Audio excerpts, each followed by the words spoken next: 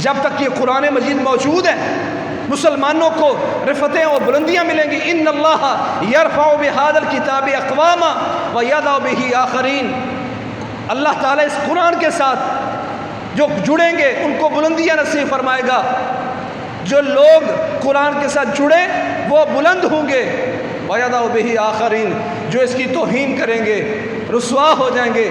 Sweden کا وہ ایک خبیث جو حکومتی سرپرستی میں یہاں کام کرتا ہے، ساری دنیا لعنت بھیج رہی ہے، یورپ بھی ان کو برا کہہ رہا ہے۔ وَيَضَعُ بِهِ آخرین، جو قرآن کو چھوڑے گا اللہ ان کو ذلیل و رسوا کرے گا۔ کافر ہوں گے تو وہ رسوا ہوں گے، مسلمان چھوڑیں گے تو وہ رسوا ہو جائیں گے۔ آج صرف احتجاج ریکارڈ کرانے سے مسئلہ حل نہیں ہوگا، اس قرآن کا دفاع لازم تھا۔ دنیا کفر کو پتہ چلے کہ جس نے بھی قرآن مجید کی گستاخی کی وہ زندہ رہنے کا حقدار نہیں ہوگا۔ کوئی نہ کوئی اٹھے گا جہاد کرتے ہوئے، اسلام کا دفاع کرتے ہوئے، قرآن کا دفاع کرتے ہوئے اس کی گردن کاٹے گا۔ اس کو دنیا میں زندہ رہنے کا حق نہیں ہے کیونکہ وہ ساری کتابوں کا گستاخ ہے۔ فضیلت الشیخ مفتی عبداللطیف، اسلامک اسکالر۔ وقال الرسول يا رب إن قوم اتخذوا هذا القرآن مهجورا۔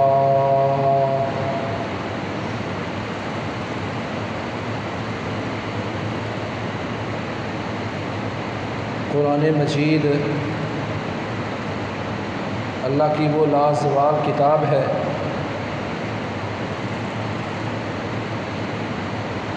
کہ دنیا جس قدر اس کو مٹانے کی کوشش کرے، اس کی توہین کرے، اللہ کریم اس کو اس قدر ہی عزتوں سے نوازتا ہے۔ کیونکہ دنیا میں آسمانی کتابوں میں یہی وہ لازوال کتاب ہے جس میں کوئی تغیر و تبدل نہیں ہے۔ جو تمام آسمانی کتابوں پر نگران ہے۔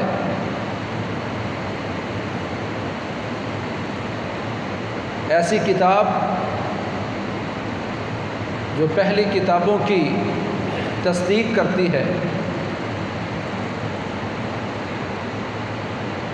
پہلی کتابوں کے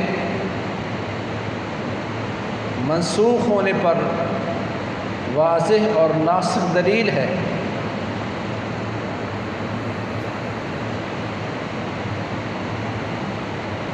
جو غیر مسلموں کے حقوق بتاتا ہے، انبیاء کرام کی تصدیق کرتا ہے، ان کی تکریم سکھاتا ہے۔ یہودی اگر قرآن مجید کی توہین کریں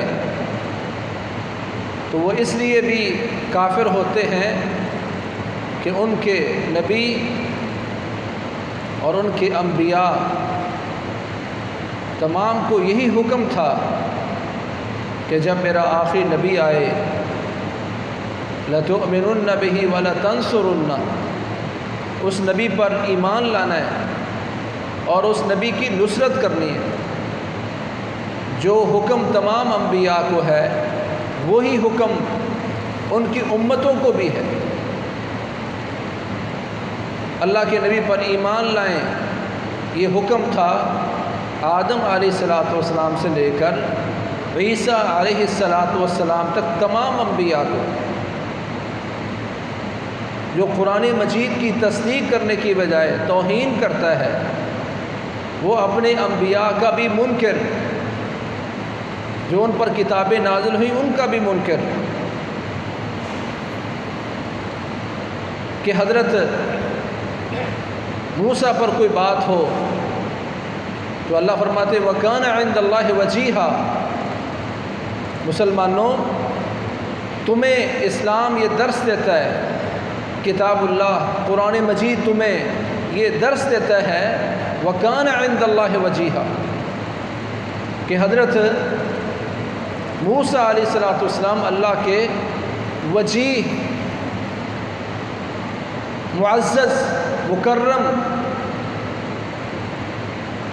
اور بڑی وجاہت والے تھے۔ یہودی پلید اگر حضرت عیسیٰ علیہ السلام پر تہمت کی بات کریں تو قرآن بولتا ہے کہ میرا نبی عیسیٰ اس کا باپ نہیں ہے، بغیر باپ کے اللہ نے ان کو نشانی بنایا ہے۔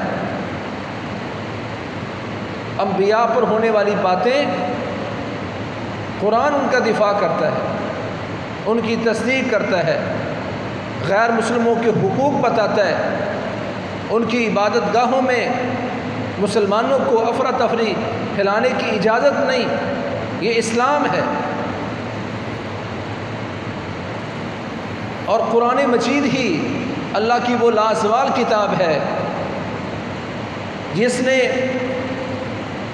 اس قرآن کی سچائی کو اور اس کے پھیلنے کو اور اس کو آخری کتاب قرار دینے کو ایسا معجزہ بنایا کہ دنیا کے جس ملک میں بھی کوئی آیت پڑھی جائے تو پوری دنیا میں وہی آیت اسی مفہوم، مطلب اور معنی کے ساتھ پڑھی جاتی ہے۔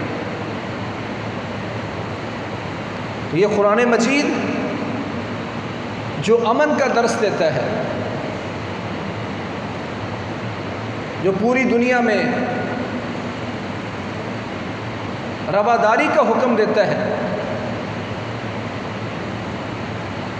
اور یہ قرآن مجید جس کی تعلیم کی وجہ سے یورپ میں اس کی آیات پڑھ پڑھ کے، اس کا ترجمہ پڑھ پڑھ کے مسلمان ہو رہے ہیں، اور ساری دنیا کفر اس بات پہ خائف ہے کہ اگر یہ قرآن مجید کافروں کے ملک میں آ گیا، یہ کتاب قرآن مجید پوری دنیا میں کافروں کو ملک میں اگر نشر ہونا شروع ہو گیا اور اس کی تلاوت شروع ہو گئی تو شاید دنیا میں کوئی کافر باقی نہ رہے۔ اور اسلام نے اس کی تصدیق کی ہے، لا يبقى على وجه الارض بیت وبر ولا مدر الا ادخلہ اللہ کلمۃ الاسلام بعز عزیز اور ذل ذلیل۔ دنیا میں کوئی کچا پکا مکان باقی نہیں رہے گا کہ جس میں یہ قرآن مجید اپنا کلمہ اسلام داخل نہیں کرے گا۔ ہر جگہ یہ کلمہ اسلام داخل ہوگا، اور اس کا واحد طریقہ قرآن مجید ہے۔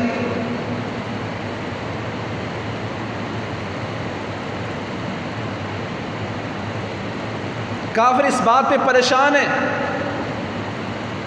کہ یہ کتاب جو سابقہ کتابوں پر نگران بھی ہے، تصدیق بھی کرتی ہے، جو کتابیں ہم نے بدل دیں ان میں جو سچی بات تھی وہ قرآن مجید میں پہلے سے موجود ہے۔ اسی خوف نے آج کافروں کو قرآن مجید کی توہین پر، قرآن مجید کے جلانے پر کھڑا کر دیا۔ کوئی ایک مسلم ایسا دکھائیں، نہ ایسا ہوا ہے اور نہ انشاءاللہ ایسا ہوگا کہ جس نے عیسائیوں کی تحریف شدہ کتاب انجیل کو کبھی جلایا ہو یا جلانے کا سوچا ہو۔ کوئی کلمہ پڑھنے والا پیارے پیغمبر کا امتی ایسا نہیں ہوگا انشاءاللہ، نہ ہوا ہے اور نہ ہوگا کہ جس نے یہودیوں کی تحریف شدہ کتاب تورات کو جلانے کی کوشش کی ہو یا سوچا ہو۔ یہ کفر کے جھوٹے ہونے کی واضح دلیل ہے اور اسلام کے سچے ہونے کی دلیل ہے۔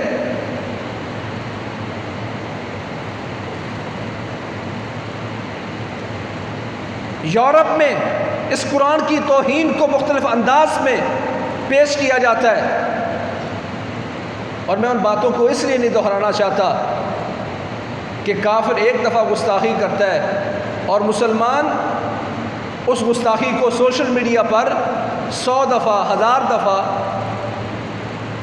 لاکھوں دفعہ بیان کرتا ہے. اس پر شواہد موجود ہیں کہ ان خبیث لوگوں نے قرآن مجید کو بطور ٹشو یورپ میں استعمال کیا. ننگی عورتوں پر، ان کے سینے پر اور ان کی کمر پر قرآن کی آیات لکھ کر قرآن کی توہین کرنے کی کوشش کی. قرآن مجید کے اوراق پر ننگی تصویریں نشر کر کے قرآن کی توہین کی. پر نتیجہ کیا ہے؟ نتیجہ یہ ہے کہ قرآن مجید کی تعلیم پھیل رہی ہے، دنیا اس کو پڑھ پڑھ کے مسلمان ہو رہی ہے. روس نے 100 سال تک حکومتی نگرانی میں روس میں قرآن مجید نہیں چھپنے دیا. ان کا ذہن تھا کہ ہم روس سے قرآن ختم کر دیں گے، مسلمان ختم کر دیں گے، حافظ ختم کر دیں گے. پر پاکستان کا ہائی رینک کا ایک فوجی افیسر جب ماسکو میں گیا ہے تو ایک گلی میں داخل ہوا، مسلمان کا مہمان بنا تو میزبان نے کہا یہ میرا چھوٹا سا بچہ قرآن کا حافظ ہے. کہتا ہے میری جیب میں چھوٹا سا پاکٹ سائز قرآن تھا، میں نے نکالا اس بچے کو دیا کہ یہاں سے پڑھو. جہاں سے میں نے اسے کہا پڑھو، میں حیران رہ گیا کہ بچہ قرآن نہیں پڑھ پا رہا. تو میں نے اپنے میزبان سے کہا کہ تو روس میں رہنے والا، ان کے مسلمانوں کی شہرت پوری دنیا میں سنی اور تو چھوٹی سی شہرت کے لیے اپنے بچے کو جو حافظ نہیں ہے حافظ قرار دے رہا ہے. کہا میرا بیٹا حافظ ہے.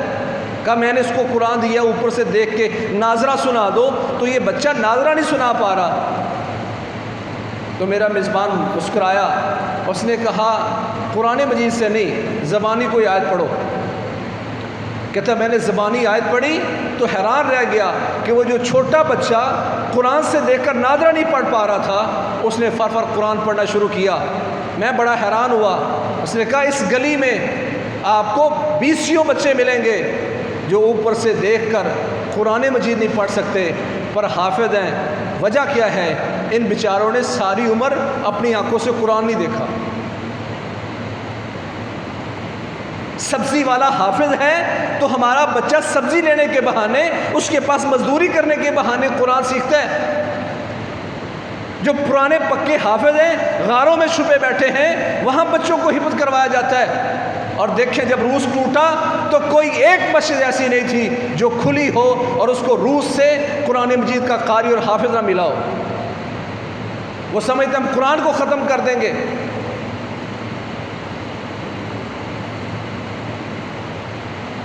سویڈن میں عید کے موقع پر مسلمانوں کے سامنے قرآن کو جلانے کا جو واقعہ پیش ہوا، در حقیقت یہ مسلمانوں کی غیرت کو چیلنج ہے.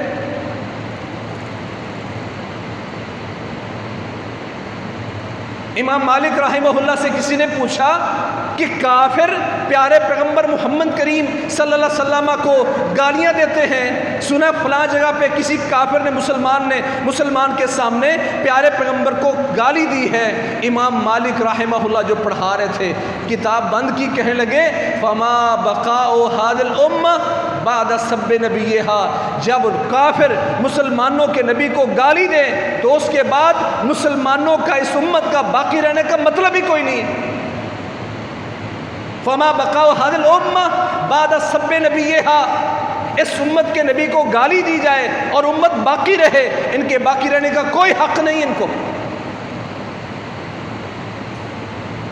پیارے پیغمبر محمد کریم صلی اللہ علیہ وسلم جو اللہ کی مخلوق میں سب سے افضل ہیں، ان کے ساتھ اگر کوئی گالم گلوچ کرے، گستاخی کرے تو ہمارے ائمہ نے کہا تھا پھر امت کو باقی رہنے کا حق نہیں ہے. تو جو اللہ کی کتاب کلام اللہ اس کی توہین کرے تو اس کے بعد امت کے باقی رہنے کا مقصد کیا ہے؟ 56 57 60 ریاستیں، ان کے حکمران دنیا کی ہر چیز سے مالا مال، دنیا کی ہر چیز ان کے پاس موجود، ایٹم ان کے پاس موجود، اور کافر یہ جرأت کریں کہ مسلمانوں کی شعائر، علامات اسلام، اللہ کے کلام، پیارے پیغمبر محمد کریم صلی اللہ علیہ وسلم کی سیرت سنت پر وہ گستاخیاں کریں؟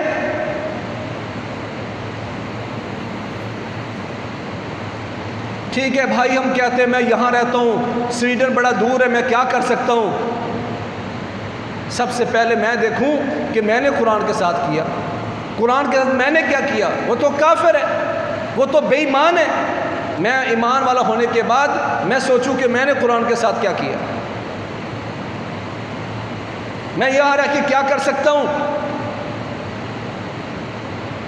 سب سے پہلے بنیادی بات یہ تھی کہ میرا یہ ماننا ہے کہ ہم اس کتاب پر ایمان لاتے ہیں، یہ اللہ کی کتاب ہے، لانے والا فرشتہ امین، جس کے دل پر نازل کی گئی یہ کتاب وہ امین، اس امت کو دنیا تک پہنچانے والے صحابہ کرام وہ بھی امین، اس امت کے حفاظ امین۔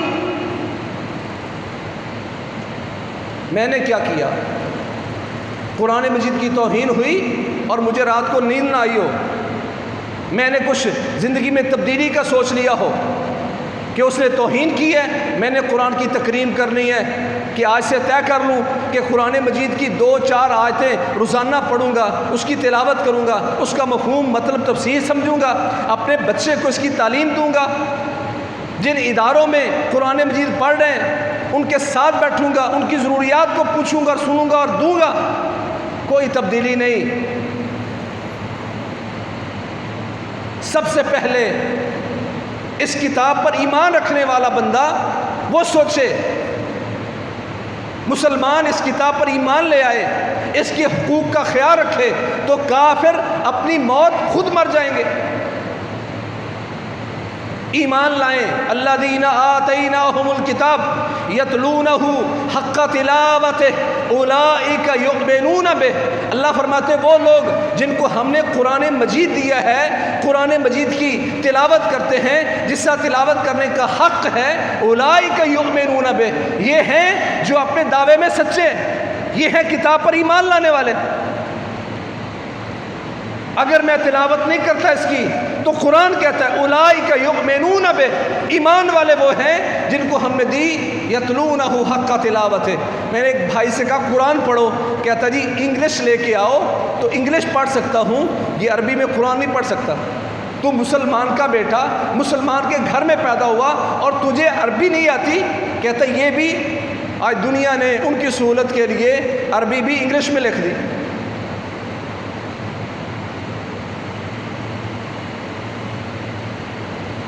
الذین آتیناہم الکتاب یتلونہ حق تلاوتہ اولئک یؤمنون بہ۔ حق تلاوت میں کیا ہے؟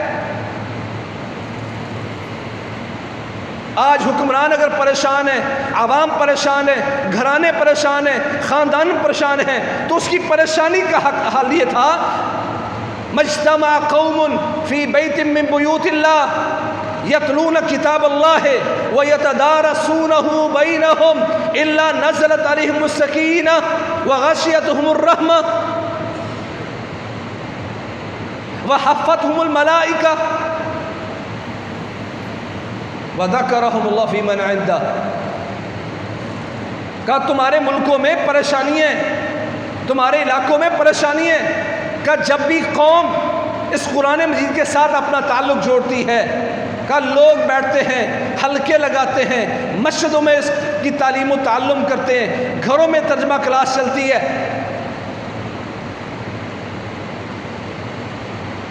قرآن کی توہین کرنے والے کے مقابلے میں قرآن کی تکریم کرنے والے کتنے ہیں؟ کہ میں نے یہ عہد کر لیا ہو کہ آج سے رات کو سونے سے پہلے فجر کی نماز کے بعد کوئی 10 منٹ بیٹھوں گا، اپنی بیوی کو ساتھ لوں گا، اپنے بچے ساتھ بٹھاؤں گا، اوپر سے دیکھ کے قرآن پڑھ سکتا ہوں، ٹرانسلیشن اس کی ہوئی ہے، ترجمہ ہوا ہے، وہ روزانہ 2-4 آیتیں پڑھوں گا، 2-4-5 سالوں میں ترجمہ مکمل ہوگا۔ میرے گھر میں ترجمہ کلاس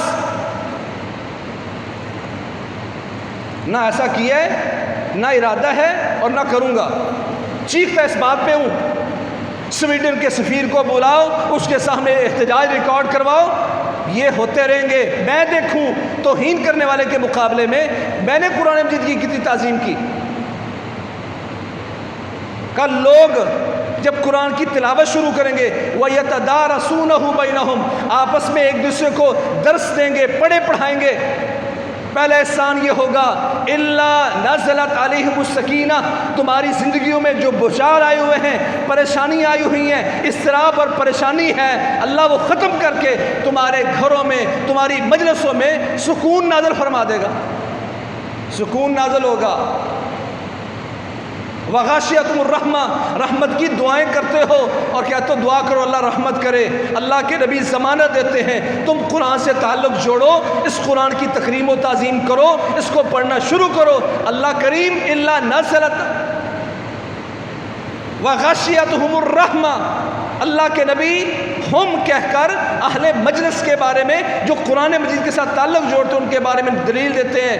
وغاشیتہم الرحمہ اللہ کی رحمت ان کو ڈھانپ لے گی. وحفتہم الملائکہ رحمت کے فرشتے اللہ کی طرف سے نازل شدہ تمہاری ان مجلسوں کو گھیر لیں گے کہ وہ بابرکت مجلس ہے جہاں اللہ تعالیٰ کے قرآن کی تعظیم کرنے والے لوگ موجود ہیں.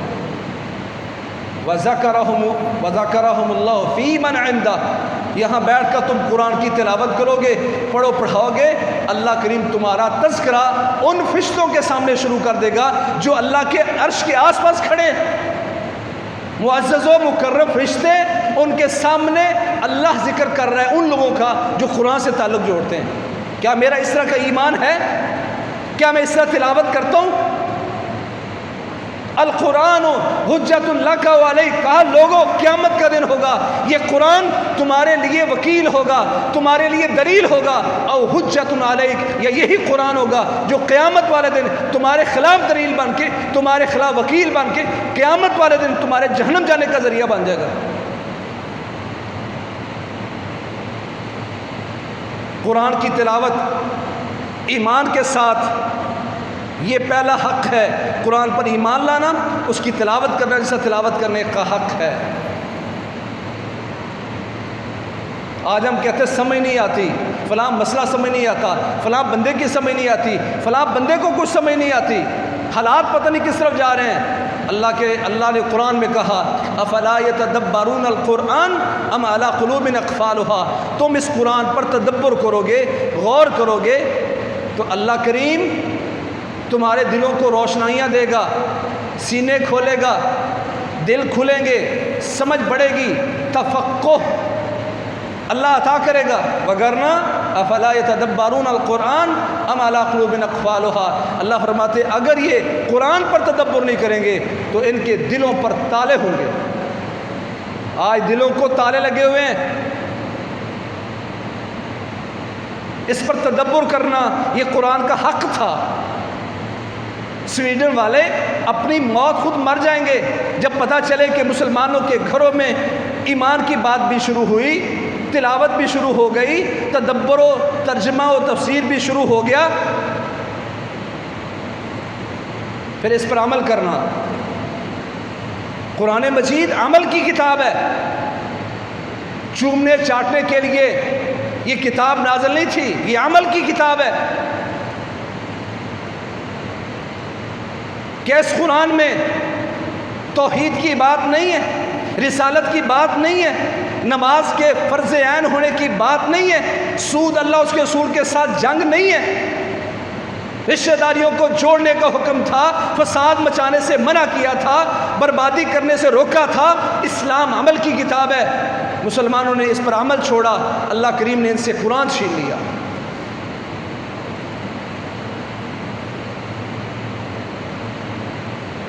جب تک یہ قرآن مجید موجود ہے مسلمانوں کو رفتیں اور بلندیاں ملیں گی. ان اللہ یرفع بہذا الکتاب اقواما ویضع بہ آخرین. اللہ تعالیٰ اس قرآن کے ساتھ جو جڑیں گے ان کو بلندیاں نصیب فرمائے گا. جو لوگ قرآن کے ساتھ جڑے وہ بلند ہوں گے. ویضع بہ آخرین جو اس کی توہین کریں گے رسوا ہو جائیں گے. سویڈن کا وہ ایک خبیث جو حکومتی سرپرستی میں یہاں کام کرتا ہے، ساری دنیا لعنت بھیج رہی ہے، یورپ بھی ان کو برا کہہ رہا ہے. وَيَضَعُ بِهِ آخَرِينَ جو قرآن کو چھوڑے گا اللہ ان کو ذلیل و رسوا کرے گا. کافر ہوں گے تو وہ رسوا ہوں گے، مسلمان چھوڑیں گے تو وہ رسوا ہو جائیں گے. آج صرف احتجاج ریکارڈ کرانے سے مسئلہ حل نہیں ہوگا، اس قرآن کا دفاع لازم تھا۔ دنیا کفر کو پتہ چلے کہ جس نے بھی قرآن مجید کی گستاخی کی وہ زندہ رہنے کا حقدار نہیں ہوگا، کوئی نہ کوئی اٹھے گا جہاد کرتے ہوئے، اسلام کا دفاع کرتے ہوئے، قرآن کا دفاع کرتے ہوئے اس کی گردن کاٹے گا، اس کو دنیا میں زندہ رہنے کا حق نہیں ہے، کیونکہ وہ ساری کتابوں کا گستاخ ہے، وہ تورات کا بھی گستاخ ہے، انجیل کا، زبور کا، صحف ابراہیم، صحف موسیٰ کا بھی منکر ہے۔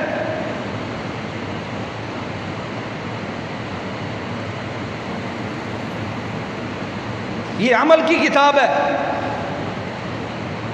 اس کا دفاع مسلمانوں کے ذمہ تھا، اور یہی وہ کتاب ہے جو مسلمانوں کو اتحاد پر کھڑا کرتا ہے۔ جو اللہ نے قرآن میں کہا وَاعْتَصِمُوا بِحَبْلِ اللَّهِ جَمِيعًا، حبل اللہ سے مراد قرآن مجید، اکثر مفسرین نے لیا ہے کہ قرآن حبل اللہ اس کو کیوں کہا ہے۔ آگے اللہ نے بیان کیا کہ تم جہالت کی اتھا گہرائیوں میں گرے ہوئے تھے، کھڈوں میں، کھائیوں میں گرے ہوئے تھے، کہتے دیکھو قرآن مجید کو اللہ نے رسی قرار دیا، لوگوں کی گمراہی کو وہ گہرائی، کھڈا، وادی قرار دیا۔ کہتے اس کی وجہ یہ ہے کہ جب بندہ نیچے گرا ہوتا ہے اس کے اوپر نکلنے کے لیے کوئی رسی چاہیے، جو واحد رسی قرآن مجید ہے۔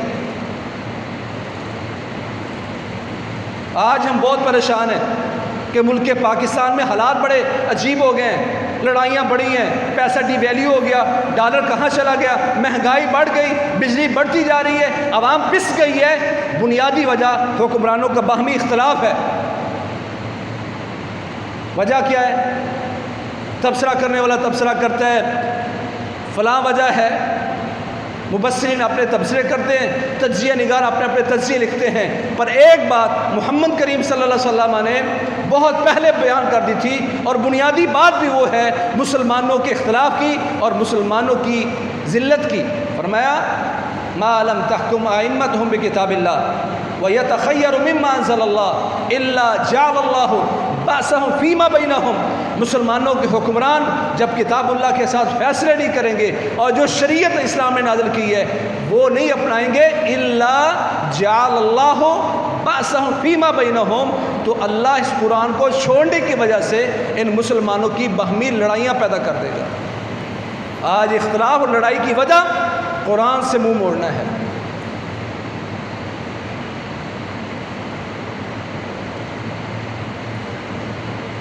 جو ظاہری چیزیں وہ بھی کرنی چاہیے، سویڈن کے سفیر کو بلا کر اس کو پورا اسلامی تجزیہ، تبصرہ، قرآن مجید کی اہمیت، پہلی قوموں کے حالات، انبیاء کی اس میں انبیاء کے اوصاف، غیر مسلموں کی حقوق، یہ سارے اس کو بتا کر یہ کرنا چاہیے کہ اگر تم فطرت کو چھیڑو گے تو بچ نہیں پاؤ گے۔ سبھی مسلمانوں کو ایک ایسی اتحاد کی فضا بنانی چاہیے کہ عالم کفر سمجھے کبھی بھی مسلمانوں کے شعائر اور علامات اسلام پر بات ہوگی تو مسلمان اب چپ نہیں رہیں گے، پھر اٹھیں گے، پھر جہاد بھی ہوگا، پھر ایسے لوگوں کی گردنیں بھی کٹیں گی، تب جا کے امن ہوگا۔